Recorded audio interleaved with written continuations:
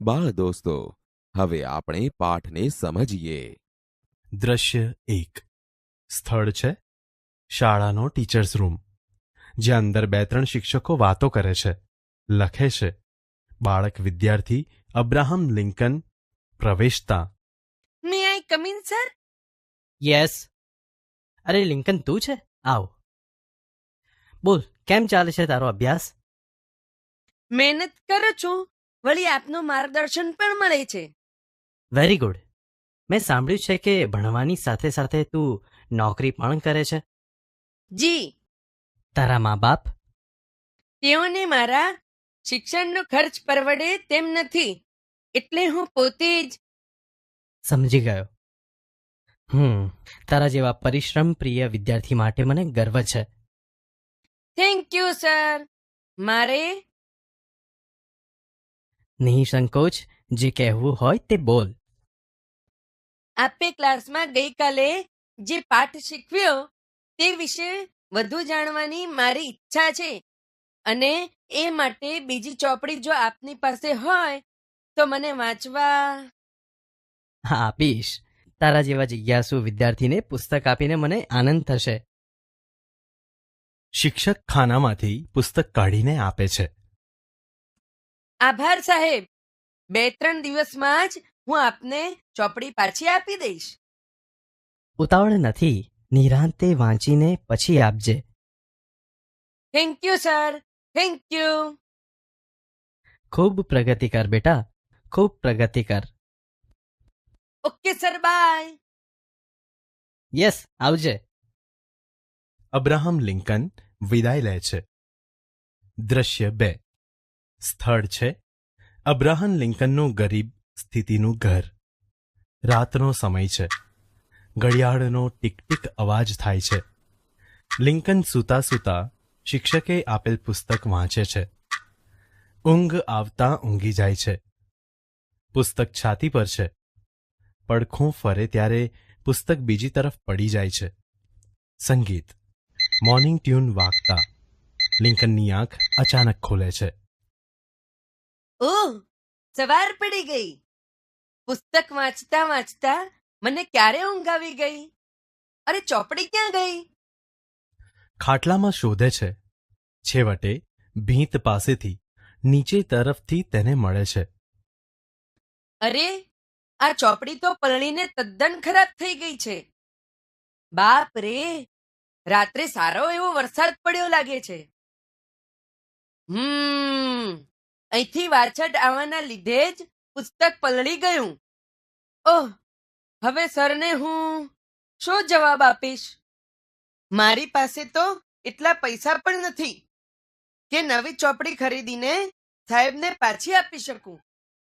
શું કરું? જુઠ્ઠું બોલું? સરને જઈને એમ કહું કે પુસ્તક કોઈ ચોરી ગયું? ના, એના કરતા એમ કહું કે રસ્તામાં પડી ગયું. ના ના, અસત્ય તો હું ન જ બોલી શકું. અસત્ય મારે ન જ બોલવું જોઈએ. તો કરવું શું? શું કરવું જોઈએ મારે? શું કહેવું જોઈએ મારે મારા શિક્ષકને? રાઈટ. મારો જ આ નિર્ણય યોગ્ય છે. ફક્ત આ જ નિર્ણય. સાહેબ મને જે કંઈ સજા ફરમાવશે તે હું ભોગવીશ, પણ જુઠ્ઠો તો હું નહીં જ બોલું. અત્યારે જ સાહેબ પાસે હું જઈશ અને હું એમને સાચે સાચી વાત કહીશ. લિંકનને સાચા અને મક્કમ નિર્ણયનો સંતોષ થયો. દ્રશ્ય 3. સ્થળ છે અગાઉનો જ ટીચર્સ રૂમ. સવારનો સમય છે. લિંકન સાહેબની સામે ઊભો છે. બોલ, કઈ મદદની જરૂર છે તારે? સર, આપે મને જે ચોપડી આપી હતી તે હજુ સુધી તું વાંચી શક્યો નથી. કશો વાંધો નહીં, 2-4 દિવસ રાખ તું તારી પાસે, પણ વાંચ. બહુ સારી ચોપડી છે. સર, મારાથી જે ગફલત થઈ ગઈ છે એનું મને દુઃખ છે, પણ રાત્રે તમે આપેલું પુસ્તક વાંચતા વાંચતા મને ક્યારે ઊંઘ આવી ગઈ મને એ પણ ખ્યાલ ન રહ્યો કે પુસ્તક નીચે ક્યારે પડી ગયું. સર, ગઈકાલે રાત્રે ખૂબ જ વરસાદ પડ્યો હતો. બારી વાટે મારા ઘરમાં પાણી ભરાતા આપે આપેલું પુસ્તક પાણીમાં પલળી ગયું. એવી દશા થઈ છે પુસ્તકની કે વાંચવાના કામનું જ નથી રહ્યું. હું ગુનેગાર છું સાહેબ, હું તમારો ગુનેગાર છું. તમારી ચોપડી. નવી ખરીદીને તું મને પાછી આપી શકે તેમ નથી, એમ જ કેવું છે ને તારે? હા સાહેબ, મારી પરિસ્થિતિ. આઈ નો, મારું પુસ્તક બગડ્યું તારી બેદરકારીથી. પણ લિંકન, તું સાચું બોલ્યો તેથી મને ખૂબ જ આનંદ થયો છે. પણ સર આપનું પુસ્તક. ભૂલનો એકરાર કર્યો છે તે, એટલે માફ કરી દઉં છું હું તને. એ આપની ઉદારતા છે કે આપે મને માફ કર્યો, પણ હું મારી જાતને માફ કરી શકું તેમ નથી સર. મતલબ?